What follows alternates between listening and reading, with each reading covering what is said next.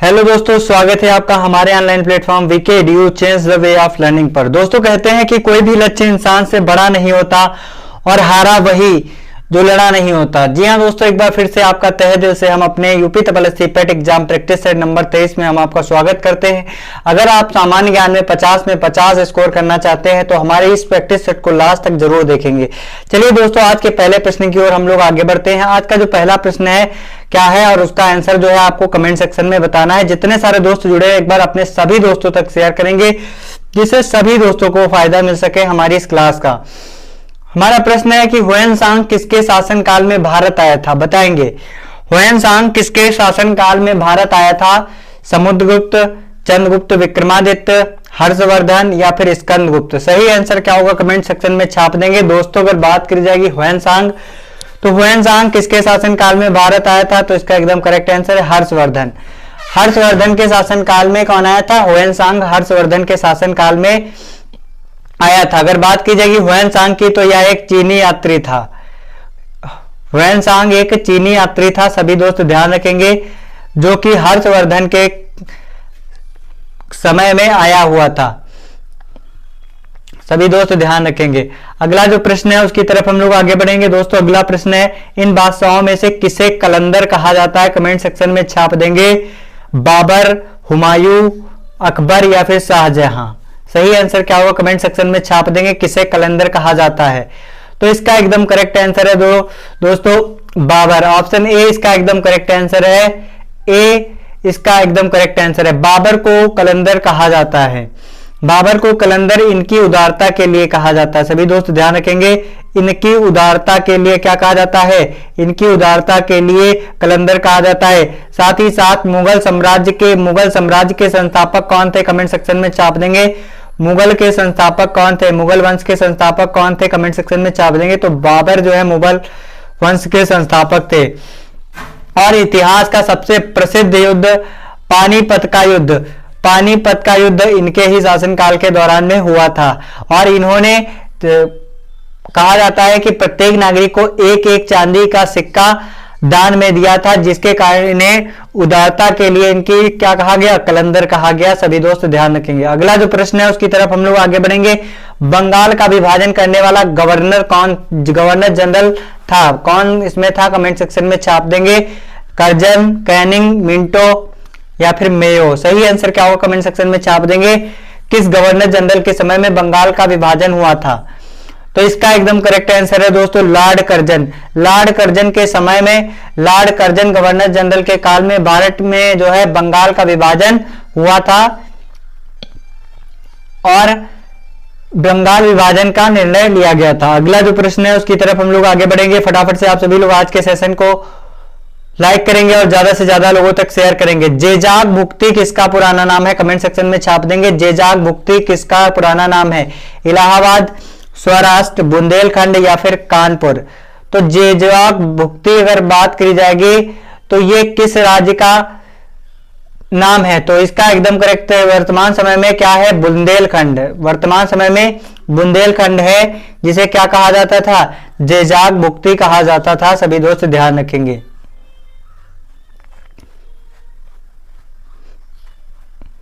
अगला जो प्रश्न है उसकी तरफ हम लोग आगे बढ़ेंगे। अगला प्रश्न क्या है ध्यान से देखेंगे सभी दोस्त। महाबलीपुरम के रथ मंदिरों का निर्माण किसने कराया? बताएंगे। महाबलीपुरम के रथ मंदिरों का निर्माण किसने कराया? कमेंट सेक्शन में छाप देंगे। Narasimha Varman first, Mahendra Varman first, second Amoghavarsha या फिर राजेंद्र फर्स्ट। सही आंसर क्या होगा कमेंट सेक्शन में छाप देंगे। अगर बात करी जाएगी महाबलीपुरम के रथ मंदिरों का निर्माण किसने करवाया, तो दोस्तों इसका एकदम करेक्ट आंसर है नरसिंह वर्मन फर्स्ट। नरसिंह वर्मन फर्स्ट के द्वारा महाबलीपुरम के रथ मंदिरों का निर्माण कराया गया। अगर बात करी जाएगी इसमें नरसिंह वर्मन फर्स्ट की अगर बात की जाएगी दोस्तों तो ये किस वंश के शासक थे? कमेंट सेक्शन में छाप देंगे। तो ये पल्लव वंश के शासक थे। सभी दोस्त ध्यान रखेंगे। किस वंश के शासक थे? पल्लव वंश के शासक थे नरसिंह वर्मन फर्स्ट। नरसिंह वर्मन फर्स्ट।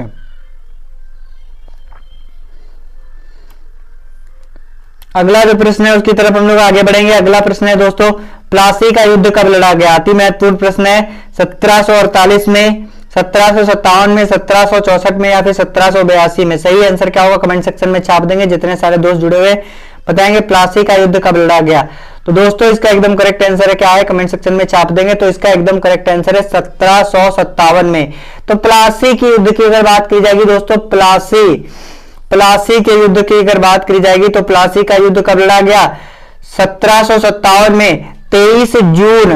दोस्तों डेट याद रखेंगे, 23 जून 1787 को हुआ प्लासी। याद रखेंगे 1787 में हुआ प्लासी। 1787 में प्लासी का, सॉरी 1757 यहां पर याद रखेंगे, थोड़ा सा इसमें ऑप्शन के अकॉर्डिंग चलेंगे। 1757 में आपका कौन सा युद्ध हुआ? प्लासी का युद्ध हुआ। प्लासी से हमने इसको बढ़ा दिया 87, लेकिन 87 नहीं है, 1757 है, ध्यान रखेंगे। 1757 23 जून 1757 को प्लासी का युद्ध हुआ। प्लासी का युद्ध हुआ। अगर बात की जाएगी प्लासी का युद्ध कहां पर हुआ था? तो प्लासी का युद्ध नादिया जिले में हुआ था। किस जिले में हुआ था? ध्यान रखेंगे नादिया जिले में, नादिया जिले में हुआ था। वर्तमान समय में ये किस देश में है? वर्तमान समय में ये बांग्लादेश में पड़ता है। सभी दोस्त ध्यान रखेंगे वर्तमान समय में ये स्थान बांग्लादेश में पड़ता है। और यह युद्ध की अगर बात करी जाएगी तो यह युद्ध ब्रिटिश इंडिया कंपनी की सेना और बंगाल के नवाब की सेना के आमने सामने हुई थी। सभी दोस्त ध्यान रखेंगे ब्रिटिश की सेना और बंगाल के नवाब के मध्य यह युद्ध हुआ था। सभी दोस्त ध्यान रखेंगे। अगर बात करी जाएगी बंगाल के नवाब को पराजित किया था ब्रिटिश सेना ने, तो ब्रिटिश सेना और बंगाल के नवाब सिराजुद्दौला के मध्य हुआ था। बंगाल के नवाब सिराजुद्दौला के मध्य हुआ था। और इसमें कौन पराजित हुआ? तो इसमें अगर बात की जाएगी बंगाल का नवाब सिराजुद्दौला को ब्रिटिश इंडिया के सेना के द्वारा पराजित कर दिया गया था और इसमें ब्रिटिश इंडिया कंपनी की जीत हुई थी। अगर बात की जाएगी प्लासी के युद्ध की तो दोस्तों ध्यान रखेंगे 1757। अगला जो प्रश्न है उसकी तरफ हम लोग आगे बढ़ेंगे। पंचशील का नारा किसने दिया? किससे संबंधित है? पंचशील का नारा किससे संबंधित है बताएंगे? महात्मा गांधी, लाल बहादुर शास्त्री, जवाहरलाल नेहरू या फिर स्वामी विवेकानंद। दोस्तों अगर बात की जाएगी पंचशील का नारा तो पंचशील का नारा भारत के प्रथम प्रधानमंत्री जवाहरलाल नेहरू के द्वारा दिया गया। कब दिया गया? 1954 में, 1954 में दिया गया। बात आती है जवाहरलाल नेहरू की तो इन्हें क्या कहते हैं? चाचा के नाम से किसे संबोधित किया गया? जवाहरलाल नेहरू की।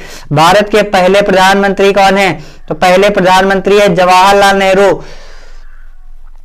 संविधान की प्रस्तावना को किसके द्वारा पेश किया गया था? तो जवाहरलाल नेहरू के द्वारा पेश किया गया था। अगर बात करी जाएगी जवाहरलाल नेहरू की दोस्तों तो जवाहरलाल नेहरू ने पंचशील सिद्धांत दिया था। यह भी बहुत ही महत्वपूर्ण है। पंचशील सिद्धांत किसने दिया? तो पंचशील सिद्धांत भी जवाहरलाल नेहरू के द्वारा दिया गया। अगर बात की जाएगी पंचशील सिद्धांत तो भारत और चीन के बीच में संपन्न विदेश नीति के अंतर्गत था। ठीक है, तो ये पंचशील सिद्धांत किस देश के मध्य था? भारत और चीन के मध्य, भारत और चाइना के बीच में संपन्न विदेश नीति के अंतर्गत महत्वपूर्ण सिद्धांत था। और इसमें जो है ये जो सिद्धांत थे ये भारत और चीन के जो संबंध है उसे मैत्रीपूर्ण बनाने के लिए एकदम सुदृढ़ थे और प्रतिबद्धता जिसके द्वारा व्यक्त की गई है। अगला जो प्रश्न है उसकी तरफ हम लोग आगे बढ़ेंगे। अगला प्रश्न है निम्नलिखित में से किसे लोकनायक के रूप में जाना जाता है? फटाफट से कमेंट सेक्शन में छाप देंगे। CF अड्रूज, जयप्रकाश नारायण, चितरंजन दास या फिर Ashutosh Mukherjee.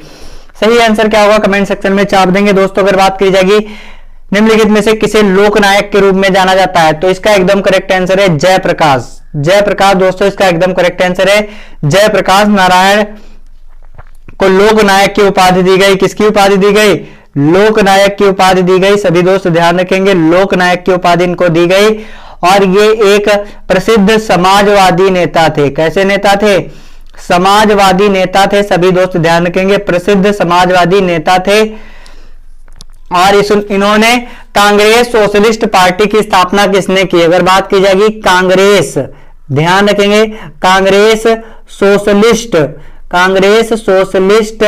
Party Congress socialist party की स्थापना किसने की?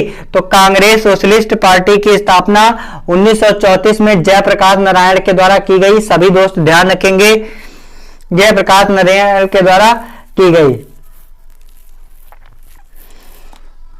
अगला जो प्रश्न है उसकी तरफ हम लोग आगे बढ़ेंगे। अगला प्रश्न है दोस्तों, भूदान आंदोलन का प्रवर्तक किन्हें माना जाता है? कमेंट सेक्शन में छाप देंगे दोस्तों। जब जब बात करी जाएगी भूदान आंदोलन की, इसके पहले भी मैंने अपने प्रैक्टिस सेट में बताया है, एक बार फिर से आया है तो फटाफट से कमेंट सेक्शन में छाप देंगे।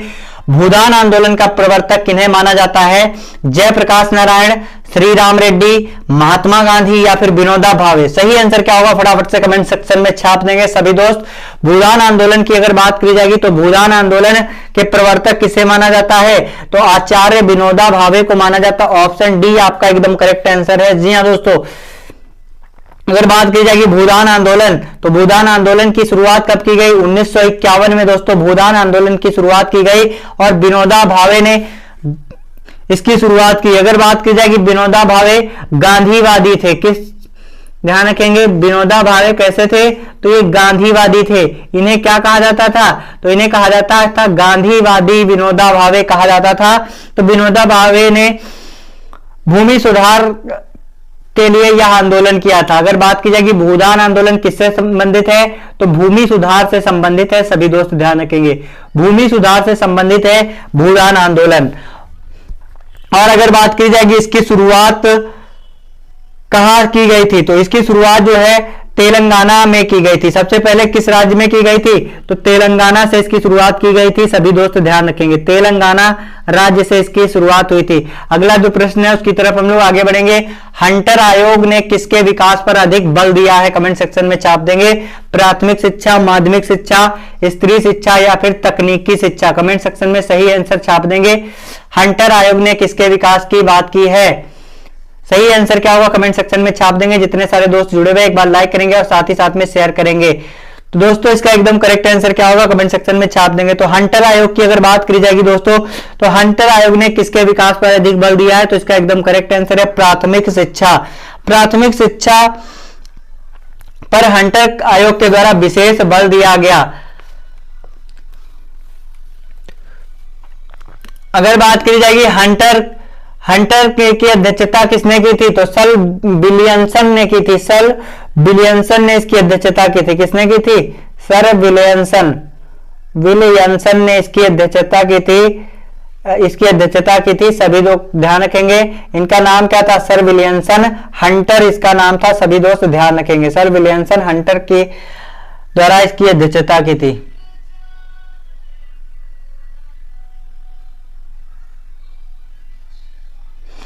अगला जो प्रश्न है उसकी तरफ हम लोग आगे बढ़ेंगे दोस्तों। अगला प्रश्न है, भिलाई इस्पात कारखाना स्थित है? बताएंगे भिलाई इस्पात कारखाना कहां पर स्थित है? छत्तीसगढ़ में, झारखंड में, मध्य प्रदेश में या फिर ओडिशा में? सही आंसर क्या होगा कमेंट सेक्शन में छाप देंगे दोस्तों। अगर बात करी जाएगी भिलाई इस्पात कारखाना की, तो भिलाई इस्पात कारखाना किस राज्य में स्थित है? तो यह छत्तीसगढ़ राज्य में स्थित है भिलाई इस्पात कारखाना। अगर बात करी जाएगी इसकी स्थापना भिलाई इस्पात कारखाना छत्तीसगढ़ में स्थित है। भिलाई इस्पात कारखाना अगर इसकी स्थापना की बात करी जाएगी दोस्तों, तो इसकी स्थापना सोवियत संघ रूस की सहायता से इसकी स्थापना की गई। रूस की सहायता से इसकी स्थापना की गई है। सभी दोस्त ध्यान रखेंगे, सोवियत संघ रूस की सहायता से इसकी स्थापना की गई है और यह भारत का पहला इस्पात संयंत्र है। अगर पेपर में पूछा जाएगा भारत का पहला इस्पात संयंत्र कौन सा है, तो हम क्या बताएंगे कि भारत का पहला इस्पात संयंत्र भिलाई इस्पात संयंत्र है। तो भारत का पहला इस्पात संयंत्र भी भिलाई इस्पात संयंत्र है और इसकी स्थापना रूस की सहायता से छत्तीसगढ़ में कब की गई? 1855 में की गई, 1955 में की गई है। सभी दोस्त ध्यान रखेंगे कब की गई है? 1955 में इसकी स्थापना की गई है। सभी दोस्त ध्यान रखेंगे 1955 में भिलाई इस्पात संयंत्र की स्थापना की गई है। भारत के पहले इस्पात संयंत्र की छत्तीसगढ़ में रूस की सहायता से इसकी स्थापना हुई थी। अगला प्रश्न है उसकी तरफ हम लोग आगे बढ़ेंगे। निम्नलिखित में से कौन सा अवसादी सेल का उदाहरण है? स्लेट, संगमरमर सेल या फिर ग्रेनाइट? सही आंसर क्या होगा कमेंट सेक्शन में छाप देंगे। निम्नलिखित में से कौन सा अवसादी सेल का उदाहरण है? तो अवसादी सेल की अगर बात की जाएगी दोस्तों, तो इसका उदाहरण है सेल। ऑप्शन सी आपका एकदम करेक्ट आंसर है। सेल अवसादी अवसादी चट्टानों का उदाहरण है, सभी दोस्त ध्यान रखेंगे। सैल जो है अवसादी चट्टानों का उदाहरण है। अगला जो प्रश्न है उसकी तरफ हम लोग आगे बढ़ेंगे। पुच्छल तारे के पूछ किस दिशा में सदैव होती है, बताएंगे। पुच्छल तारे की पूछ की दिशा सदैव होती है, किस दिशा में होती है? सूर्य की ओर, सूर्य से दूर, उत्तर से पूर्व की ओर, या फिर दक्षिण से पूर्व की ओर। सही आंसर क्या होगा कमेंट सेक्शन में छाप देंगे। अगर बात करी जाएगी दोस्तों पुच्छल तारे की, तो पुच्छल तारे वे तारे होते हैं जिनकी पूछ होती है, जिनकी एक पूछ होती है और जो कि सूर्य की परिक्रमा करते हैं। किसकी परिक्रमा करते हैं? सूर्य की परिक्रमा करते हैं, और ये सदैव सूर्य से दूर होते हैं, ये सूर्य से सदैव दूर होते हैं। तो पुच्छल तारे की पूछ की दिशा सदैव क्या होती है? पूछ की दिशा सदैव सूर्य से दूर होती है। ऑप्शन बी आपका एकदम करेक्ट आंसर है। और पुच्छल तारे की बात करी जाएगी तो पुच्छल तारे किसके बने हुए होते हैं? तो पुच्छल तारे पत्थर, धूल, बर्फ, इसके छोटे छोटे गैस के खंड होते हैं, सभी दोस्त ध्यान रखेंगे। अगला जो प्रश्न है उसकी तरफ हम लोग आगे बढ़ेंगे। अगला प्रश्न है निम्नलिखित में से कौन सा भ्रंश से संबंधित है, कमेंट सेक्शन में छाप देंगे। संपन्नति, नतिलंब घाटी, या फिर हागबैक, या फिर ग्राबेन। सही आंसर क्या होगा कमेंट सेक्शन में छाप देंगे। कौन सा भ्रंश से संबंधित है? तो भ्रंश की अगर बात करी जाएगी दोस्तों तो ग्राबेन भ्रंश से संबंधित एक घाटी है। ग्राबेन भ्रंश से संबंधित एक भ्रंश घाटी है, सभी दोस्त ध्यान रखेंगे। तो ऑप्शन डी आपका एकदम करेक्ट आंसर है। अगला प्रश्न क्या है देखेंगे। निम्नलिखित में से कौन सा उष्णकटिबंधीय मरुस्थल नहीं है, कमेंट सेक्शन में छाप देंगे। निम्नलिखित में से कौन सा उष्णकटिबंधीय मरुस्थल नहीं? जितने सारे दोस्त आज के सेशन से जुड़े हैं एक बार लाइक करेंगे फटाफट से और शेयर करेंगे। अगर अभी तक आपने हमारे चैनल को सब्सक्राइब नहीं किया है तो चैनल को सब्सक्राइब जरूर करेंगे। तो कौन सा उष्णकटिबंधीय मरुस्थल नहीं है? आटाकामा, अरबिया, गोबी, या फिर कालाहारी। तो इसका एकदम करेक्ट आंसर है गोबी। दोस्तों अगर बात करी जाएगी गोबी मरुस्थल की तो यह एक उष्णकटिबंधीय मरुस्थल नहीं है, सभी दोस्त ध्यान रखेंगे। अगर बात की जाएगी सबसे बड़ा मरुस्थल कौन सा है, तो सबसे बड़ा मरुस्थल कौन सा है?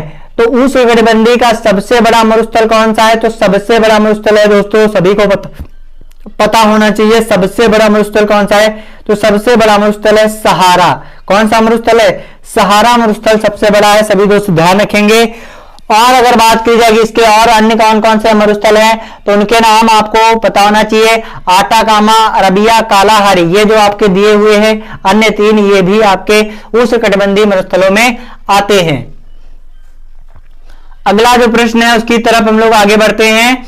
अगर बात करी जाएगी हमारा अगला प्रश्न क्या है तो ध्यान से देखेंगे। निम्नलिखित में से कौन सा भुगतान संतुलन सूची के अंतर्गत नहीं आता है, कमेंट सेक्शन में छाप देंगे। निम्नलिखित में से कौन सा भुगतान संतुलन की सूची के अंतर्गत नहीं आता है? बाह्य ऋणों का बजट अनुमान, बाह्य और विदेशों के बीच अंतरण, भारत IMF और विश्व बैंक के बीच अंतरण, या फिर संघ क्षेत्रों के दिए गए अनुमान। सही आंसर क्या होगा कमेंट सेक्शन में छाप देंगे। भुगतान संतुलन की सूची के अंतर्गत नहीं आता है। तो कौन नहीं आता है? तो संघ क्षेत्रों के दिए गए अनुमान इसमें नहीं आते हैं, सभी दोस्त ध्यान रखेंगे। अगला जो प्रश्न है उसकी तरफ हम लोग आगे बढ़ेंगे दोस्तों। अगला प्रश्न क्या है सभी दोस्त ध्यान से देखेंगे। अगला प्रश्न है अनुसूचित जाति जनजाति के लिए छठी पंचवर्षीय योजना में कितना धन व्यय हुआ? तो अनुसूचित जाति और जनजाति के लिए छठी पंचवर्षीय योजना में कितना धन व्यय हुआ?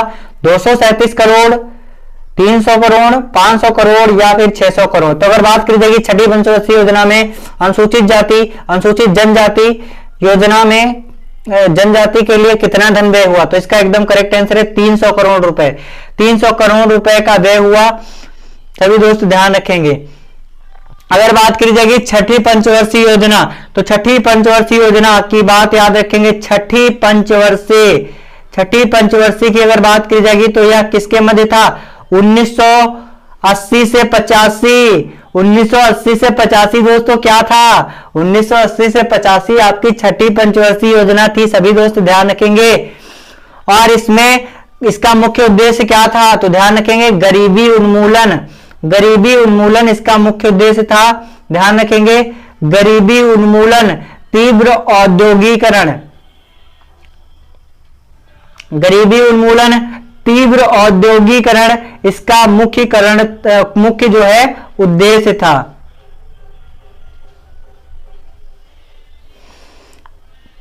अगला जो प्रश्न है उसकी तरफ हम लोग आगे बढ़ेंगे। किस पंचवर्षीय योजना में गरीबी हटाना इसके अग्रवर्ती लक्ष्य के रूप में अंगीकार किया गया था? कमेंट सेक्शन में छाप देंगे। दूसरी, तीसरी या फिर चौथी या फिर छठी?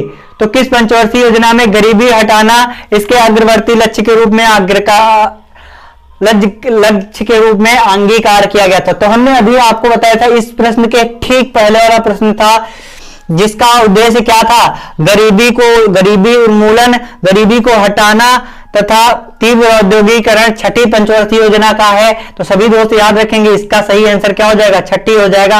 आपने देख के तुरंत ही टिक लगा देना है। जी हाँ दोस्तों, 1980 और 85 दोस्तों, 1980 और 85 के बीच में कौन सी पंचवर्षीय योजना था? छठी पंचवर्षीय योजना, जिसका मुख्य उद्देश्य क्या था? गरीबी उन्मूलन दोस्तों, गरीबी हटाना और साथ ही साथ में क्या था?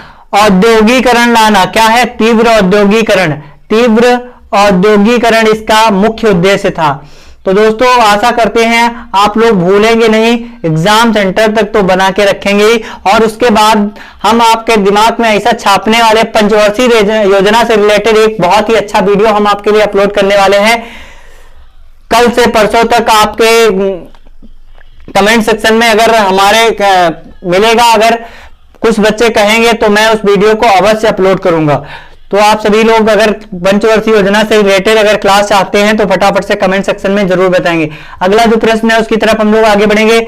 महात्मा गांधी राष्ट्रीय ग्रामीण रोजगार गारंटी स्कीम प्रारंभ हुई? बताएंगे। महात्मा गांधी राष्ट्रीय ग्रामीण रोजगार गारंटी स्कीम कब प्रारंभ हुई? वर्ष 2005 में, 2003 में, 2006 में, 2008 में? राष्ट्रीय ग्रामीण रोजगार गारंटी स्कीम महात्मा गांधी से नाम पे ये दी गई है। तो महात्मा गांधी रोजगार गारंटी स्कीम कब स्टार्ट की गई है? तो इसका एकदम करेक्ट आंसर है, इसमें से आपका महात्मा गांधी तो 2009 में परिवर्तित करके किया गया, लेकिन वाकई में ये स्टार्ट कब हुई? सन 2006 में स्टार्ट हुई।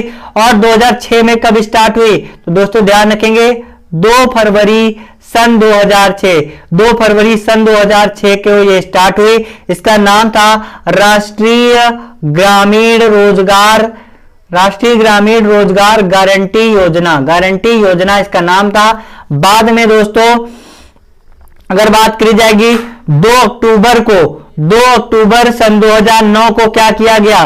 तो दोस्तों अगर बात की जाएगी 2 अक्टूबर सन 2009 को इसका नाम बदलकर इसके आगे क्या जोड़ दिया गया? महात्मा गांधी जोड़ दिया गया। तो ये हो गया महात्मा गांधी, आगे वही हो गया राष्ट्रीय ग्रामीण रोजगार गारंटी योजना हो गया। और इसके अंतर्गत लोगों को, जो ग्रामीण में रहने वाले लोग हैं जिनकी आर्थिक स्थिति कमजोर है, उनको 100 दिनों का दोस्तों इसमें रोजगार दिया जाता है, 100 दिनों का रोजगार दिया जाता है। और जिसमें 33% जो है महिलाओं की भी भागीदारी है दोस्तों। 33% महिलाओं को भी इसमें सम्मिलित किया जाएगा कि महिलाएं भी इसमें वर्क कर सके। और अगर बात की जाएगी यह योजना पूरी तरीके से कब लागू हुई भारत में? तो 2008 में यह पूरी तरीके से लागू हुई। अगर पूरी तरीके से पूछा जाए तो सन 2008 में, अप्रैल सन 2008 में यह पूरी तरीके से संपूर्ण भारत में लागू हुई। अगर बात की जाएगी इसका नाम कब परिवर्तित किया गया? तो 2 अक्टूबर सन 2009 में। अगर बात की जाएगी इसकी स्थापना शुरुआत कब हुई? तो इसकी शुरुआत जो है 2 फरवरी सन 2006 को आंध्र प्रदेश में स्टार्ट हुआ। कहां पर सबसे पहले स्टार्ट हुआ? आंध्र प्रदेश में स्टार्ट हुआ। सारी डिटेल आपके सामने है, आपको समझ में आ गया होगा। बताइए हमारी क्लास से आपको सीखने को मिल रहा है या नहीं? कमेंट सेक्शन में छाप देंगे। अगला प्रश्न क्या है उसकी तरफ हम लोग आगे बढ़ेंगे। आरबीआई को किसकी संस्तुति के आधार पर बनाया गया जाता है? आरबीआई को किसकी संस्तुति के आधार पर बनाया गया? भारतीय केंद्रीय बैंक जांच समिति की, रॉयल कमीशन, साइमन कमीशन या फिर नेहरू रिपोर्ट? सही आंसर क्या होगा कमेंट सेक्शन में छाप देंगे। आरबीआई की अगर बात करी जाएगी तो रिजर्व बैंक ऑफ इंडिया, जिसे बैंकों का बैंक दोस्तों कहते हैं। क्या कहते हैं? बैंकों का बैंक कहते हैं। तो इसे किसकी संस्तुति के आधार पर बनाया गया, कमेंट सेक्शन में छाप देंगे। तो दोस्तों इसका एकदम करेक्ट आंसर है रॉयल कमीशन की संस्तुति पर। जब भारत में रॉयल कमीशन आता है तो इसकी संस्तुति के आधार पर क्या किया गया, आरबीआई की दोस्तों स्थापना की गई। किसकी स्थापना की गई, आरबीआई की स्थापना की गई। आरबीआई की स्थापना कब हुई थी, कमेंट सेक्शन में छाप देंगे। तो आरबीआई की स्थापना 1 अप्रैल 1935 दोस्तों, 1 अप्रैल 1935 को आरबीआई की स्थापना हुई। अगर बात की जाएगी किस अधिनियम के तहत, तो अधिनियम 1934 के तहत दोस्तों, अधिनियम 1934 के तहत इसकी स्थापना रॉयल कमीशन की संस्तुति पर की गई। और इसमें जो है अगर बात करी जाएगी इसकी संस्थापना में भीमराव अंबेडकर की सिफारिश और साथ ही साथ एक समिति थी जिसकी सिफारिश पर इसकी स्थापना की गई। तो आरबीआई की स्थापना किसकी सिफारिश पर की गई, तो यंग हिल्टन कमीशन आयोग की सिफारिश पर, यंग हिल्टन कमीशन आयोग की सिफारिश पर। किसकी सिफारिश पर, यंग हिल्टन कमीशन आयोग की सिफारिश पर इसकी स्थापना की गई। सभी दोस्त ध्यान रखेंगे, आयोग की सिफारिश पर इसकी स्थापना की गई। यंग हिल्टन कमीशन की आयोग की सिफारिश पर इसकी स्थापना की गई। और यह जो है एक निजी बैंक है। सभी दोस्त ध्यान रखेंगे, आरबीआई कैसा बैंक है, एक निजी बैंक है। और इसका राष्ट्रीयकरण कब किया गया, कमेंट सेक्शन में छाप देंगे। आरबीआई का राष्ट्रीयकरण कब किया गया, तो आरबीआई के राष्ट्रीयकरण की अगर बात करी जाएगी दोस्तों, कई बार एग्जाम में पूछा गया, अति महत्वपूर्ण है। तो आरबीआई का राष्ट्रीयकरण 1 जनवरी सन 1949 को किया गया। 1 जनवरी सन 1949 को आरबीआई को नेशनलाइज किया गया, इसका राष्ट्रीयकरण किया गया। सभी दोस्त ध्यान रखेंगे। अगर बात की जाएगी आरबीआई, तो इसे कहा जाता है बैंकों का बैंक। बैंकों का बैंक किसे कहा जाता है, तो दोस्तों बैंकों का बैंक कहा जाता है।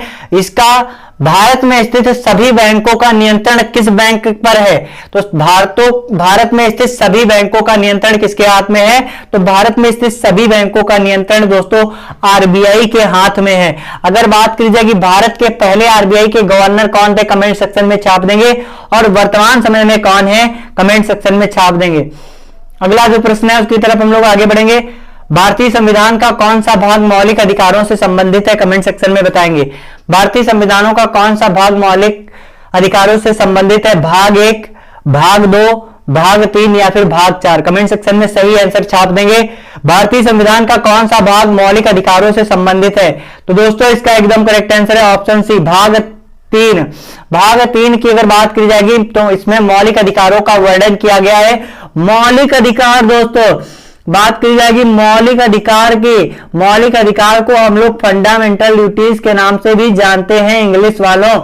अगर बात करी जाएगी मौलिक अधिकार की, तो मौलिक अधिकार किस संविधान संशोधन के तहत जो है इसको बनाया गया, कमेंट सेक्शन में छाप देंगे। अगर बात की जाएगी मौलिक अधिकार की, तो मौलिक अधिकार कौन से आर्टिकल इसके कौन कौन से हैं, कमेंट सेक्शन में छाप देंगे। तो आर्टिकल 12 से 32 हैं हमारे मौलिक अधिकार। 12 से 32 याद रखेंगे, 12 से 32 मौलिक अधिकार, 12 से 32 मौलिक अधिकार, 12 से 32 मौलिक अधिकार हम आपको याद करवा के ही मानेंगे।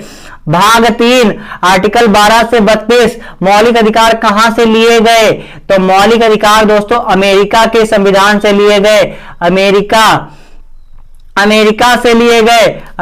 से लिए गए मौलिक अधिकार। भाग 3 आर्टिकल 12 से 32 भूलना नहीं है, सभी दोस्त ध्यान रखेंगे। 12 से 32 अमेरिका से लिए गए मौलिक अधिकार, आर्टिकल 12 से 32। और भाग किस भाग में आते हैं, तो भाग 3 में आते हैं। अगला जो प्रश्न है उसकी तरफ हम लोग आगे बढ़ेंगे। पंचायती राज को सुदृढ़ करने हेतु भारतीय संविधान में निम्नलिखित में से कौन सा संशोधन किया गया, 42वां संविधान संशोधन, 44वां संशोधन, 73वां संशोधन या फिर 86वां संशोधन। सही आंसर क्या होगा, कमेंट सेक्शन में छाप देंगे।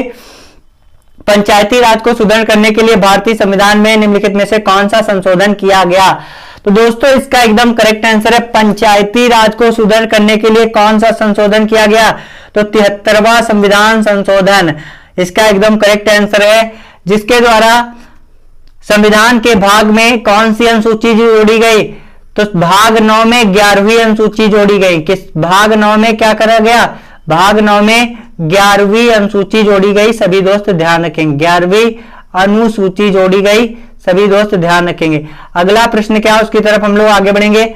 अगला प्रश्न है, अंतरराष्ट्रीय न्यायालय का मुख्यालय कहां है? कमेंट सेक्शन में छाप देंगे। अंतरराष्ट्रीय न्यायालय का मुख्यालय कहां है? न्यूयॉर्क में, लंदन में, हेग में या फिर पेरिस में? सही आंसर क्या होगा? कमेंट सेक्शन में छाप देंगे। दोस्तों अगर बात की जाएगी अंतरराष्ट्रीय न्यायालय की, अंतरराष्ट्रीय न्यायालय की बात करी जाएगी तो अंतरराष्ट्रीय न्यायालय का मुख्यालय कहां पर स्थित है? तो अंतरराष्ट्रीय न्यायालय का मुख्यालय कहां पर स्थित है? कमेंट सेक्शन में छाप देंगे। अंतरराष्ट्रीय न्यायालय का मुख्यालय है हेग में। अगर बात की जाएगी अंतरराष्ट्रीय मुख्यालय किसका अंग है, किसका अंग है? तो अंतरराष्ट्रीय न्यायालय जो है यूएनओ का अंग है, यूनाइटेड नेशन ऑर्गेनाइजेशन, संयुक्त राष्ट्र संघ का अंग है, सभी दोस्त ध्यान रखेंगे। और इसके अंतर्गत कितने सदस्य आते हैं? तो इसके अंतर्गत 192 सदस्य आते हैं अंतरराष्ट्रीय न्यायालय के अंतर्गत, सभी दोस्त ध्यान रखेंगे। अगर बात की जाएगी इनकी आधिकारिक भाषा क्या है, तो अंतरराष्ट्रीय न्यायालय की अगर बात करी जाएगी दोस्तों, अंतरराष्ट्रीय न्यायालय की बात करी जाएगी तो अंतरराष्ट्रीय न्यायालय के अंतर्गत कितनी भाषाएं आती है? तो अंतरराष्ट्रीय न्यायालय की अगर बात की जाएगी तो इसके अंतर्गत अंग्रेजी व फ्रांसीसी प्रमुख भाषा है। कौन कौन सी? अंग्रेजी व फ्रांसीसी, अंग्रेजी व फ्रांसीसी भाषा है, सभी दोस्त ध्यान रखेंगे। अगर बात करी जाएगी इसकी स्थापना कब हुई, तो अंतरराष्ट्रीय न्यायालय की बात करी जाएगी जब, तो 3 अप्रैल 1946 को इसकी स्थापना हुई। कब हुई? 3 अप्रैल 1946 को इसकी स्थापना हुई, सभी दोस्त ध्यान रखेंगे। अगला प्रश्न क्या है देखेंगे, जनसंख्या नियंत्रण व परिवार नियोजन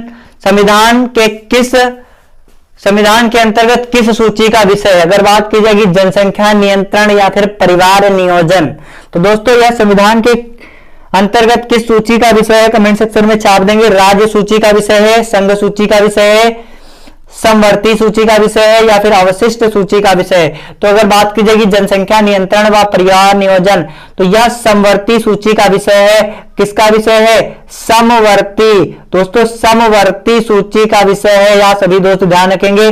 जनसंख्या नियंत्रण और परिवार नियोजन, यह समवर्ती सूची का विषय है। और समवर्ती सूची में उन विषयों को शामिल किया जाता है जिनमें केंद्र व राज्य दोनों का विशेष महत्व होता है। केंद्र व राज्य दोनों का विशेष महत्व होता है। केंद्र व राज्य दोनों का विशेष महत्व होता है और केंद्र व राज्य दोनों के लिए ही बहुत ही महत्वपूर्ण है। और साथ ही साथ समवर्ती सूची के अंतर्गत बनने वाले जो नियम हैं, ध्यान रखेंगे, समवर्ती सूची के अंतर्गत बनने वाले जो नियम है, इनकी शक्ति संसद और विधानमंडल दोनों के पास में होती है, सभी दोस्त ध्यान रखेंगे। अगला प्रश्न क्या है उसकी तरफ हम लोग आगे बढ़ेंगे। अगला प्रश्न है, निम्नलिखित में से कौन सा नीति निदेशक सिद्धांत विदेशी नीति से संबंधित है? कमेंट सेक्शन में छाप देंगे। विदेश नीति से संबंधित है अनुच्छेद 48, अनुच्छेद 49, अनुच्छेद 50 या फिर अनुच्छेद 51? सही आंसर क्या होगा? कमेंट सेक्शन में छाप देंगे। जितने सारे दोस्त जुड़े हुए हैं एक बार लाइक करेंगे और फटाफट से शेयर करेंगे अपने सभी दोस्तों को। तो नीति निदेशक तत्वों के सिद्धांतों में अगर बात करी जाएगी विदेशी नीति से संबंधित है, तो विदेशी नीति से संबंधित है अनुच्छेद 51। अनुच्छेद 51 दोस्तों क्या है? नीति निदेशक तत्व विदेशी नीति से संबंधित है अनुच्छेद 51। अनुच्छेद 51 विदेशी नीति से संबंधित प्रावधानों की चर्चा है। अगर बात करी जाएगी राज्य के नीति निदेशक की चर्चा भारतीय संविधान के किस भाग में की गई है? तो नीति निदेशक सिद्धांत की चर्चा जो है भाग 4 में की गई है। दोस्तों नीति निदेशक तत्व बहुत ही महत्वपूर्ण होते हैं, आपके सभी एग्जाम के लिए अति महत्वपूर्ण है, तो भाग 4 याद रखेंगे।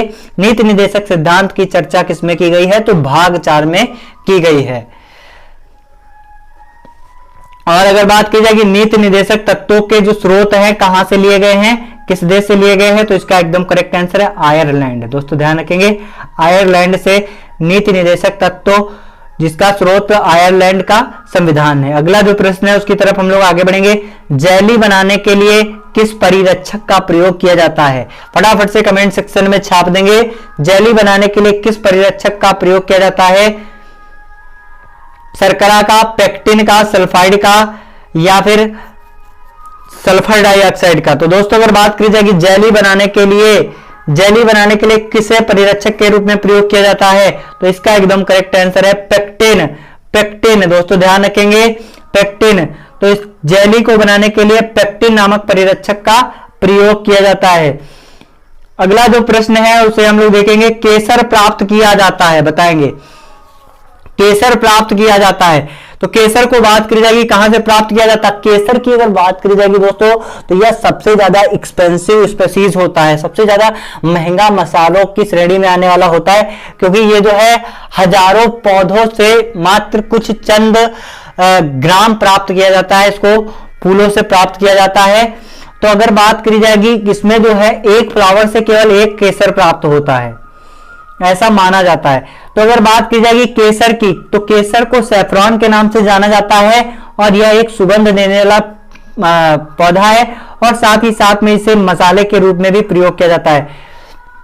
तो यहां पुष्प के वर्तिकाग्र को क्या कहते हैं, तो पुष्प के वर्तिकाग्र को इसमें जो है केसर कहा जाता है। तो पुष्प के वर्तिकाग्र को क्या कहा जाता है, केसर कहा जाता है। तो इसका एकदम करेक्ट आंसर हो जाएगा पुष्प से वर्तिकाग्र से प्राप्त किया जाता है। तो केसर पुष्प के वर्तिकाग्र से क्या प्राप्त किया जाता है, केसर प्राप्त किया जाता है, सभी दोस्त ध्यान रखेंगे। और केसर को कुमकुम या जाफरान भी कहा जाता है। आपके लिए बहुत ही अच्छी बात है कि केसर को और क्या कहा जाता है, तो इसे कुमकुम और जाफरान भी कहा जाता है। क्या कहा जाता है, जाफरान, कुमकुम और जाफरान भी इसे ही कहा जाता है, सभी दोस्त ध्यान रखेंगे। अगला जो प्रश्न है उसकी तरफ हम लोग आगे बढ़ेंगे। मानव शरीर में कुल कितनी पसलियां होती हैं, फटाफट से गिन के बताएंगे। 22, 26, 24 या फिर 28। सही आंसर क्या होगा कमेंट सेक्शन में छाप देंगे। मानव शरीर में कुल कितनी पसलियां होती है, तो दोस्तों इसका एकदम करेक्ट आंसर है 24।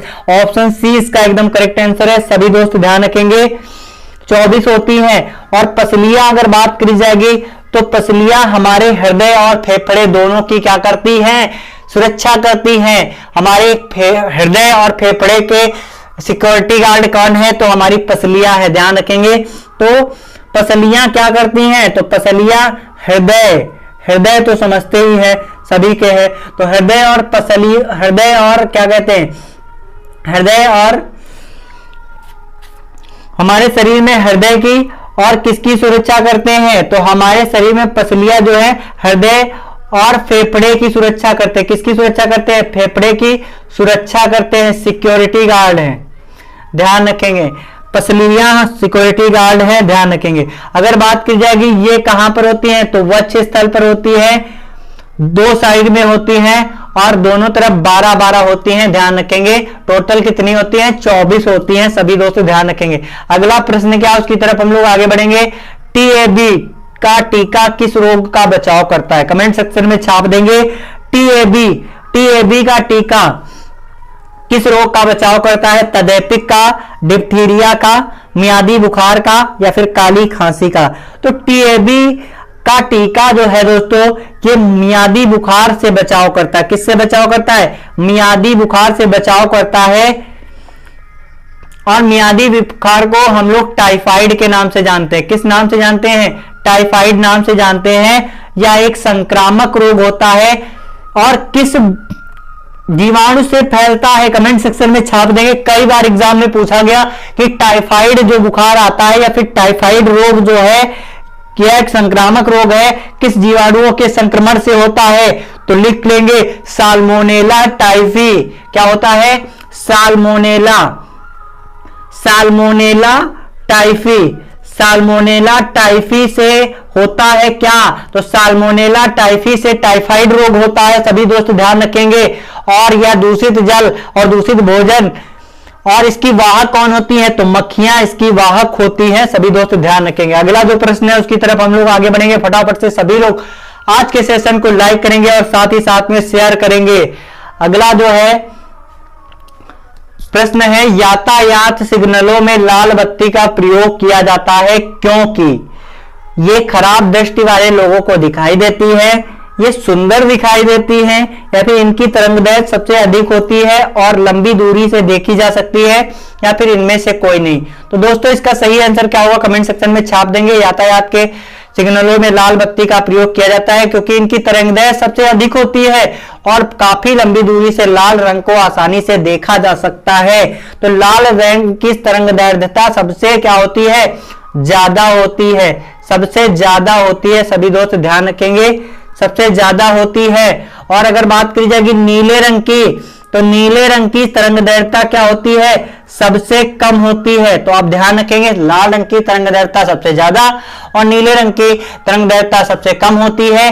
इसीलिए लाल रंग को किसके लिए प्रयोग किया जाता है, इसीलिए लाल रंग को खतरे के लिए प्रयोग किया जाता है। खतरे के लिए लाल रंग की बत्ती का प्रयोग किया जाता है।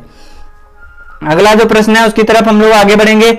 अगला प्रश्न है, जनवरी 2022 में दोस्तों महान कथक नर्तक पंडित बिरजू महाराज का 83 वर्ष की आयु में निधन हो गया और उनका पूरा नाम क्या है, कमेंट सेक्शन में छाप देंगे। ब्रजमोहन नाथ मिश्र, ब्रजपाल दास गोपाल, ब्रजेश चंद्रनाथ मिश्र या फिर ब्रजपाल रामनाथ दास। सही आंसर क्या होगा, कमेंट सेक्शन में छाप देंगे। तो दोस्तों इसका एकदम correct answer Brajmohan Nath Mishra, option A आपका एकदम करेक्ट आंसर है। पंडित बिरजू महाराज का पूरा नाम क्या है, ब्रजमोहन नाथ मिश्र। अगला प्रश्न क्या है, ध्यान से देखेंगे। हाल ही में किस बैडमिंटन खिलाड़ी ने इंडिया ओपन 2022 में पुरुष एकल का खिताब जीता है? लोह किन्यून, चिराग शेट्टी, हेंड्रा सेतियावान या फिर लक्ष्य सेन। सही आंसर क्या होगा, कमेंट सेक्शन में छाप देंगे। तो हाल ही में बैडमिंटन खिलाड़ी ने इंडिया ओपन 2022 में पुरुष एकल का खिताब जीता है, इसका एकदम करेक्ट आंसर है लक्ष्य सेन। लक्ष्य सेन ने बैडमिंटन में पुरुष एकल का खिताब जीता है, सभी दोस्त ध्यान रखेंगे। अगला प्रश्न है, हाल ही में प्रसिद्ध व्यक्ति कमाल खान का हाल ही में 61 वर्ष की आयु में निधन हो गया है, वो किस क्षेत्र से संबंधित है, कमेंट सेक्शन में बताएंगे सभी दोस्त। पत्रकार, गायक, अभिनेता या फिर वैज्ञानिक। सही आंसर क्या होगा, कमेंट सेक्शन में छाप देंगे। अगर बात की जाएगी दोस्तों कमाल खान के, तो कमाल खान एक अभिनेता थे, सभी दोस्त ध्यान रखेंगे। अगला प्रश्न क्या है उसकी तरफ हम लोग आगे बढ़ेंगे। निम्नलिखित में से किसे आईपीएल का नया टाइटल स्पॉन्सर बनाया गया, कमेंट सेक्शन में छाप देंगे। आईपीएल का नया टाइटल स्पॉन्सर किसे बनाया गया, सभी दोस्त बताएंगे कमेंट सेक्शन में। जितने सारे दोस्त देख रहे हैं एक बार सभी लोग लाइक करेंगे और ज्यादा से ज्यादा दोस्तों तक शेयर करेंगे। ऑप्शन है जियो, पतंजलि, टाटा या फिर सैमसंग। तो अगर बात करी जाएगी आईपीएल 2022 की दोस्तों, बात जब करी जाएगी आईपीएल 2022 की, तो आईपीएल 2022 का टाइटल स्पॉन्सर किसे बनाया गया, तो इसका एकदम करेक्ट आंसर टाइटल स्पॉन्सर टा से टाइटल, टा से टाटा को बनाया गया। सभी दोस्त ध्यान रखेंगे, आईपीएल 2022 का टाइटल स्पॉन्सर किसे बनाया गया, तो टाटा को टाइटल स्पॉन्सर बनाया गया। अगर बात की जाएगी आईपीएल 2022 की दोस्तों, तो यह भारत में ही खेला गया और इसमें 2 नई टीमें शामिल की गई। कौन कौन से, तो एक तो आपकी गुजरात की टीम शामिल की गई, हैदराबाद की टीम का नाम बदलकर क्या कर दिया गया, गुजरात की टीम बना दी गई, और दूसरी एक अपनी लखनऊ की टीम बन गई। दोस्तों ये आपका एग्जाम में पूछा जा सकता है कि लखनऊ टीम का नाम क्या है, तो इसका नाम है लखनऊ सुपर जायंट्स। क्या नाम है, लखनऊ सुपर जायंट्स। दोस्तों लखनऊ सुपर जायंट्स इसका नाम है, सभी दोस्त ध्यान रखेंगे। अगर बात की जाएगी इसके कैप्टन किसे बनाया गया, तो कमेंट सेक्शन में छाप देंगे। केएल राहुल को बनाया गया, किसे बनाया गया, केएल राहुल को इसका बनाया गया कैप्टन। अगर बात की जाए गुजरात का, तो गुजरात का नाम क्या पड़ा, तो गुजरात का नाम पड़ा गुजरात टाइटंस। गुजरात टाइटंस इसका नाम है।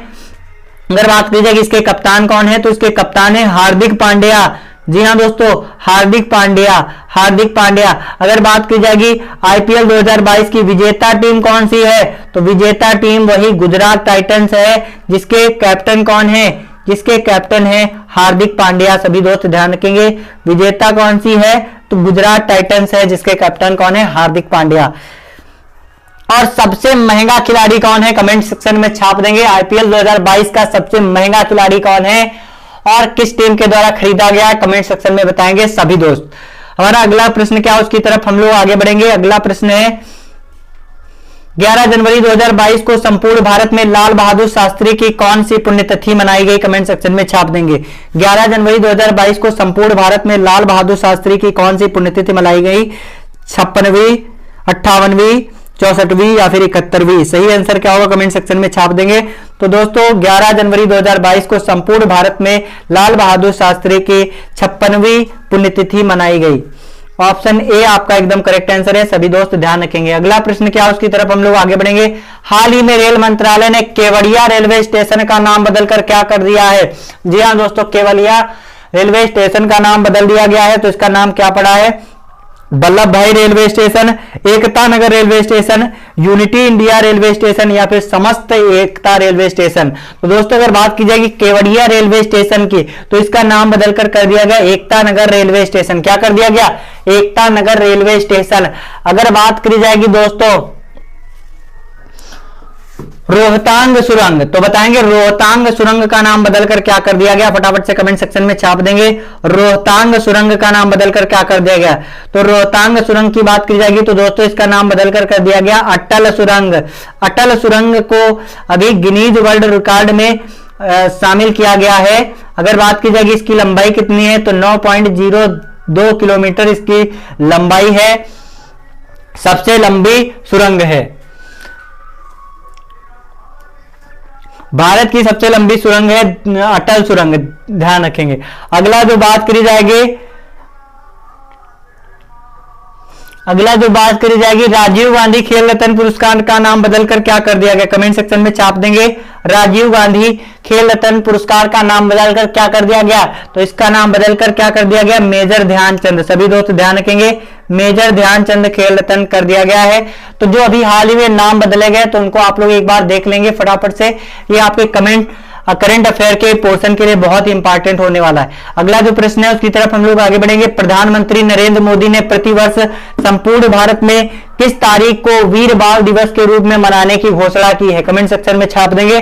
प्रधानमंत्री नरेंद्र मोदी ने प्रतिवर्ष संपूर्ण भारत में किस तारीख को वीर बाल दिवस के रूप में मनाने की घोषणा की है? 26 दिसंबर, 31 जनवरी, 12 फरवरी को या फिर 3 मार्च को? सही आंसर क्या होगा? कमेंट सेक्शन में छाप देंगे। तो दोस्तों इसका सही आंसर क्या होगा? प्रधानमंत्री वीर बाल दिवस के रूप में को कब मनाने की घोषणा, किस डेट में मनाने की घोषणा की गई है? फटाफट से छाप देंगे। तो 26 दिसंबर को दोस्तों मनाएगा जाएगा कौन सा दिवस? वीर बाल दिवस मनाया जाएगा। अगला प्रश्न क्या है? ध्यान से देखेंगे। अगला प्रश्न क्या है? सभी दोस्त ध्यान से देखेंगे।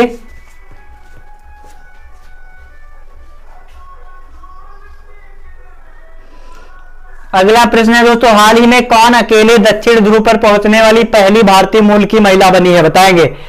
हाल ही में कौन अकेले दक्षिण ध्रुव पर पहुंचने वाली पहली भारतीय मूल की महिला बनी है? आपके ऑप्शन है गीता चोपड़ा, अंजलि समोता, हरिप्रीत चंडी या फिर पूरा खड़ेलवाला। सही आंसर क्या होगा? कमेंट सेक्शन में छाप देंगे। जितने सारे दोस्त जुड़े हुए एक बार लाइक करेंगे और साथ ही साथ में शेयर करेंगे। तो दक्षिणी ध्रुव पर पहुंचने वाली पहली भारतीय मूल की महिला कौन बनी है? तो दोस्तों इसका एकदम correct answer Harpreet Chandi, option C आपका एकदम करेक्ट आंसर है। सभी दोस्त ध्यान रखेंगे। अगला, निम्नलिखित में से कौन सा भारत का पहला एलपीजी धुआं मुक्त राज्य बना है? अति महत्वपूर्ण प्रश्न है, सभी दोस्त ध्यान रखेंगे, कमेंट सेक्शन में छाप देंगे। कौन सा भारत का एलपीजी युक्त धुआं मुक्त राज्य बना है? आंध्र प्रदेश, हिमाचल प्रदेश, उत्तर प्रदेश या फिर उड़ीसा? सही आंसर क्या होगा? कमेंट सेक्शन में छाप देंगे। तो दोस्तों इसका एकदम करेक्ट आंसर है हिमाचल प्रदेश। हिमाचल प्रदेश की अगर बात करी जाएगी दोस्तों तो इसकी राजधानी क्या है? शिमला इसकी राजधानी है। और इसकी अगर बात करी जाएगी शीतकालीन राजधानी कौन सी है? तो हिमाचल प्रदेश की शीतकालीन राजधानी कौन सी है? कमेंट सेक्शन में छाप देंगे। तो हिमाचल प्रदेश की दोस्तों शीतकालीन राजधानी है धर्मशाला। क्या है? धर्मशाला इसकी शीतकालीन राजधानी है। सभी दोस्त ध्यान रखेंगे। अगला प्रश्न क्या है? फटाफट से देखेंगे। निम्न में से किसे अंग्रेजी भाषा के लिए वर्ष 2021 का साहित्य अकादमी पुरस्कार दिया गया है? कमेंट सेक्शन में छाप देंगे। अंग्रेजी भाषा के लिए किसे सन 2021 का साहित्य अकादमी पुरस्कार दिया गया?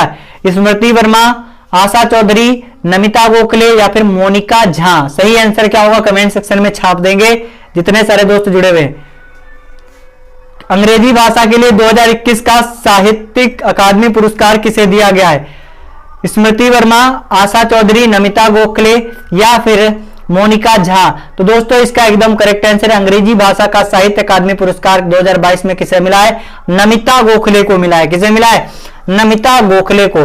अगला प्रश्न क्या है? सभी दोस्त ध्यान से देखेंगे। अगला प्रश्न है, इसरो द्वारा निर्मित पहला विशेष मौसम उपग्रह मेटसैट क्या है? बताएंगे। मेटसैट क्या है? सभी दोस्त कमेंट सेक्शन में छाप देंगे। जितने सारे दोस्त जुड़े हुए एक बार लाइक करेंगे और सभी के सभी लोग शेयर करेंगे अपने सभी दोस्तों के साथ में। अगर बात की जाएगी मेटसैट की, तो यह एक भू समकालिक उपग्रह है, ध्यान रखेंगे, यह एक भू समकालिक उपग्रह है, इसरो के द्वारा लॉन्च किया गया है। सभी दोस्त ध्यान रखेंगे, कब लॉन्च किया गया था?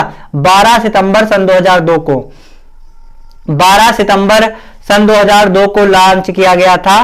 सभी दोस्त ध्यान रखेंगे। अगर बात करी जाएगी इसरो की, तो इसरो का पूरा नाम है Indian space research organisation centre, इसका नाम है। और अगर बात करी जाएगी यह उपग्रह किस सेंटर से लॉन्च किया गया, तो इसरो के उपग्रह जो है सतीश धवन अंतरिक्ष केंद्र से लॉन्च किए जाते हैं। किससे? सतीश धवन अंतरिक्ष केंद्र से, सतीश धवन अंतरिक्ष केंद्र से लॉन्च किए जाते हैं। सभी दोस्त ध्यान रखेंगे। अगला प्रश्न क्या है, उसकी तरफ हम लोग आगे बढ़ेंगे। जापान की राष्ट्रीय पोशाक कौन सी है? बहुत ही एकदम इंटरेस्टिंग क्वेश्चन है, बताएंगे जापान की राष्ट्रीय पोशाक कौन सी है? चादर, लहंगा, सारोंग या फिर किमोनो। तो आपको सुनकर थोड़ा सा अजीब जरूर लगेगा, अगर पता है तो कमेंट सेक्शन में बताएंगे। तो जापान की राष्ट्रीय पोशाक कौन सी है? किमोनो है दोस्तों, किमोनो राष्ट्रीय पोशाक है। बात जब आएगी जापान की, जापान बहुत ही अच्छा देश है। अगर बात की जाएगी जापान की, तो इसकी राजधानी क्या है? तो जापान की राजधानी है दोस्तों टोक्यो, टोक्यो इसकी राजधानी है। अगर बात की जाएगी इसकी मुद्रा क्या है, तो येन इसकी मुद्रा है। क्या है? येन इसकी मुद्रा है। सभी दोस्त ध्यान रखेंगे, जापान की मुद्रा क्या है? येन। अगला जो प्रश्न है उसकी तरफ हम लोग आगे बढ़ेंगे। अगला प्रश्न है, टेबल टेनिस किस देश का राष्ट्रीय खेल है? कमेंट सेक्शन में छाप देंगे। टेबल टेनिस किस देश का राष्ट्रीय खेल है? स्कॉटलैंड, रूस, अमेरिका या फिर चाइना। तो टेबल टेनिस की बात करी जाएगी तो किस देश का राष्ट्रीय खेल है? तो टेबल टेनिस की अगर बात करी जाएगी तो टेबल टेनिस जो है इंग्लैंड का, कहां का है? सबसे पहले इसकी शुरुआत कहां पर की गई थी? तो सबसे पहले इसकी शुरुआत अगर बात की जाएगी तो सबसे पहले शुरुआत इसकी की गई थी इंग्लैंड में, इंग्लैंड में की गई थी। सबसे पहले कहां खेला गया? इंग्लैंड में हमारा टेबल टेनिस। टेबल टेनिस जिसे हम लोग पिंग पोंग के नाम से भी जानते हैं, टेबल टेनिस। टेबल टेनिस को हम लोग किस नाम से जानते हैं? टेबल टेनिस को पिंग पोंग भी कहा जाता है। थोड़ा नाम आपको अजीब लग सकता है, लेकिन पिंग पोंग भी इसे कहा जाता है। किसे? टेबल टेनिस को। अगर बात की जाएगी यह किस देश का राष्ट्रीय खेल है, तो यह चीन का राष्ट्रीय खेल है। ऑप्शन डी आपका एकदम करेक्ट आंसर है। अगर पूछा जाए सबसे पहले शुरुआत इसकी कहां पर हुई थी, तो इसकी शुरुआत जो है इंग्लैंड में हुई थी, इंग्लैंड में हुई थी। सभी दोस्त ध्यान रखेंगे। और इसे पिंग पोंग भी कहा जाता है। अगला है, रियाल किस देश की मुद्रा है? कमेंट सेक्शन में छाप देंगे। तो रियाद से हमको याद आता है रियाल। घाना, कंबोडिया, दक्षिण अफ्रीका या फिर ब्राजील। सही आंसर क्या होगा? कमेंट सेक्शन में छाप देंगे। घाना, कंबोडिया, दक्षिण अफ्रीका या फिर ब्राजील। तो रियाल किस देश की मुद्रा है? कमेंट सेक्शन में छाप देंगे। तो रियाल की दोस्तों अगर बात करी जाएगी तो यह ब्राजील देश की मुद्रा है। रियाल, ब्राजील की मुद्रा क्या है? रियाल है। सभी दोस्त ध्यान रखेंगे, ब्राजील की मुद्रा है रियाल। अगला जो प्रश्न है उसकी तरफ हम लोग आगे बढ़ेंगे। और सऊदी अरब की मुद्रा भी क्या है? रियाल है। और सऊदी अरब की राजधानी क्या है? रियाद है। अगला प्रश्न क्या है? कमेंट सेक्शन में बताएंगे। इसका सही आंसर क्या होगा? वर्ष 1999 में पाकिस्तान के प्रधानमंत्री कौन थे जिन्हें जनरल परवेज मुशर्रफ के नेतृत्व में एक सैन्य तख्ता पलट से परास्त किया गया था? कमेंट सेक्शन में छाप देंगे। जुल्फिकार अली भुट्टो, जियो उल हक, नवाज शरीफ या फिर यूसुफ राजा गिलानी। तो निम्नलिखित में से कौन से प्रधानमंत्री पाकिस्तान के थे जिन्हें जनरल परवेज मुशर्रफ के नेतृत्व में एक सैन्य तख्ता पलट से परास्त किया गया था? तो दोस्तों इसका सही आंसर क्या होगा? कमेंट सेक्शन में छाप देंगे। इसका एकदम करेक्ट आंसर क्या होगा? तो इसका एकदम करेक्ट आंसर है नवाज शरीफ। ऑप्शन सी आपका एकदम करेक्ट आंसर है नवाज शरीफ। तो 1999 में पाकिस्तान के प्रधानमंत्री कौन थे? नवाज शरीफ। अब कुछ लोगों को कंफ्यूजन हो रहा है, नवाज शरीफ तो अभी भी है इस समय वर्तमान समय में, तो वर्तमान समय में पाकिस्तान के प्रधानमंत्री कौन है? तो पाकिस्तान की दोस्तों अगर बात की जाएगी, पाकिस्तान की बात की जाएगी तो इसके प्रधानमंत्री वर्तमान समय में कौन है? शहबाज शरीफ। वर्तमान समय में है शहबाज शरीफ है। तो नाम में अंतर हो गया होगा, आपको पता चल गया होगा, शहबाज शरीफ। कंफ्यूज नहीं होंगे, आपको वर्तमान समय का आएगा तो शहबाज मिल जाएगा, और अगर 1999 वाला हो जाए मिलेगा, जनरल परवेज के नेतृत्व में तख्ता पलट से परास्त किया गया था, तो वहां पर आपको शहबाज मिलेगा। तो इसलिए ध्यान रखेंगे वर्तमान समय में कौन है, शहबाज शरीफ। अगर बात की जाएगी पाकिस्तान की, तो पाकिस्तान की राजधानी है इस्लामाबाद और इसकी मुद्रा है पाकिस्तानी रुपया। और अगर बात की जाएगी दोस्तों पाकिस्तान के, तो पाकिस्तान के वर्तमान समय में राष्ट्रपति कौन है, तो आरिफ अलवी। कौन है, आरिफ अलवी। आरिफ अलवी हैं सभी दोस्त, ध्यान रखेंगे। अगला जो प्रश्न है उसकी तरफ हम लोग आगे बढ़ेंगे। अगला प्रश्न है मालगुडी डेज किस भारतीय लेखक के कार्यों पर आधारित करती है, किस भारतीय लेखक पर आधारित मालगुडी डेज कृति है, बताएंगे। शंकर नाग, आर के लक्ष्मण, आर के नारायण या फिर गिरीश कर्नाड। सही आंसर क्या होगा कमेंट सेक्शन में छाप देंगे। अगर बात की जाएगी मालगुडी डेज, तो भारतीय अंग्रेजी लेखक आर के नारायण पर आधारित है। ऑप्शन सी आपका एकदम करेक्ट आंसर है, और यह अंग्रेजी साहित्य के सबसे महान उपन्यासकारों में से एक है। अगला जो प्रश्न है उसकी तरफ हम लोग आगे बढ़ेंगे। फटाफट से आप सभी लोग एक बार सभी दोस्तों तक शेयर करेंगे और ज्यादा से ज्यादा लोगों तक शेयर जरूर करेंगे, बिकॉज शेयरिंग इज केयरिंग। अगला है नासाउ किस देश की राजधानी है, नासाउ किस देश की राजधानी है, कमेंट सेक्शन में छाप देंगे। बेलाइज, बाहामास, बारबाडोस या फिर बोत्सवाना। सही आंसर क्या होगा कमेंट सेक्शन में छाप देंगे। नासाउ किस देश की राजधानी, नासाउ की अगर बात करी जाएगी तो नासाउ बाहामास की राजधानी है। बाहामास किसकी राजधानी है, नासाउ। नासाउ देश की राजधानी है, ध्यान रखेंगे। अगर बात की जाएगी बाहामास, तो बाहामास की अगर बात की जाएगी दोस्तों, तो ये किस, नासाउ राजधानी है बाहामास की, तो बाहामास देश किस महाद्वीप में पड़ता है, तो उत्तरी अमेरिका में पड़ता है दोस्तों। किस में पड़ता है, उत्तरी अमेरिका में पड़ता है। सभी दोस्त ध्यान रखेंगे, उत्तरी अमेरिका में पड़ता है। अगला प्रश्न क्या है कमेंट सेक्शन में देखेंगे, कमेंट सेक्शन में छाप देंगे। सचिन तेंदुलकर को किस वर्ष भारत रत्न सम्मान से सम्मानित किया गया, बताएंगे। सचिन तेंदुलकर को किस वर्ष भारत रत्न सम्मानित किया गया, वर्ष 2014 में, वर्ष 2016 में, 2013 में या फिर 2015 में। सही आंसर क्या होगा कमेंट सेक्शन में छाप देंगे। तो दोस्तों अगर बात करी जाएगी सचिन तेंदुलकर की, तो सचिन तेंदुलकर की अगर बात करी जाएगी तो सचिन तेंदुलकर को कब सम्मानित किया गया, तो इसका एकदम करेक्ट आंसर है दोस्तों सन 2013 में। वर्ष सन 2013 में सचिन तेंदुलकर को भारत रत्न सम्मान से नवाजा गया। अगर बात करी जाएगी भारत रत्न की दोस्तों, तो भारत रत्न भारत का सर्वोच्च सम्मान है। भारत का सर्वोच्च सम्मान कौन सा है, भारत रत्न है। सबसे पहले किसे दिया गया, तो 1954 में इसकी शुरुआत हुई। सबसे पहले डॉक्टर सर्वपल्ली राधाकृष्णन को दिया गया। किसे, डॉक्टर सर्वपल्ली राधाकृष्णन को दिया गया। आपको पता होना चाहिए डॉक्टर सर्वपल्ली राधाकृष्णन के बारे में कि ये भारत के दूसरे राष्ट्रपति थे। भारत के दूसरे राष्ट्रपति कौन थे, तो भारत के दूसरे राष्ट्रपति सर्वपल्ली राधाकृष्णन थे।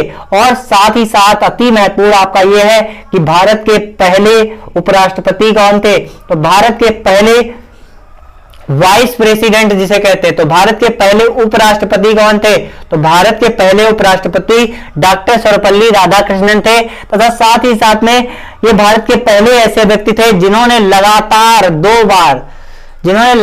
दो बार भारत में उपराष्ट्रपति के कार्यभार को संभाला है। डॉक्टर सर्वपल्ली राधाकृष्णन 1952 से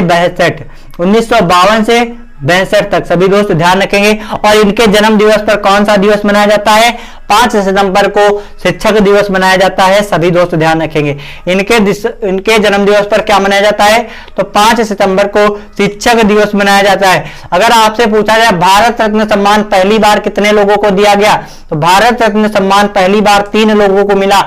डॉक्टर सर्वपल्ली राधाकृष्णन को सबसे पहले मिला। अगर पूछा जाए सबसे पहले किसे मिला, तो डॉक्टर सर्वपल्ली राधाकृष्णन को।